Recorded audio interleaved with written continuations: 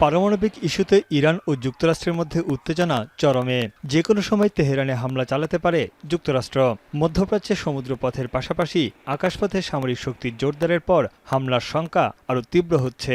এদিকে পাল্টা জবাব দিতে নিজেদের শতভাগ প্রস্তুত রেখেছে ইরান। মধ্যপ্রাচ্যে থাকা মার্কিন ঘাঁটি হবে তাদের লক্ষ্যবস্তু। চলমান উত্তেজনার মধ্যেই পারমাণবিক ইস্যুতে জেনেভায় তৃতীয় দফার পরোক্ষ আলোচনায় দুই দেশ।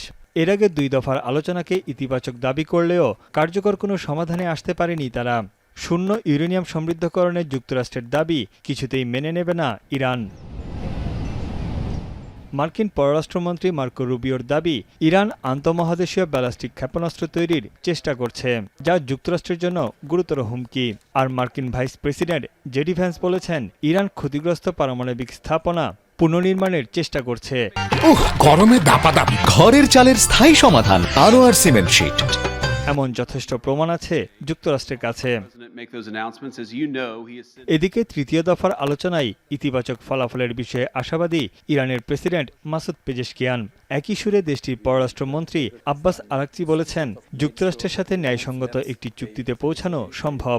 ইরান ছাড় দিতে প্রস্তুত বলেও জানান তিনি।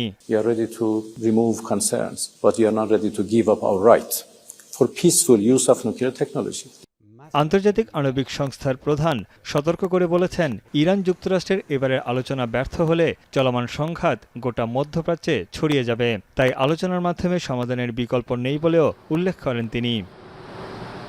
তানভীর জনি, এখন বিশ্ব।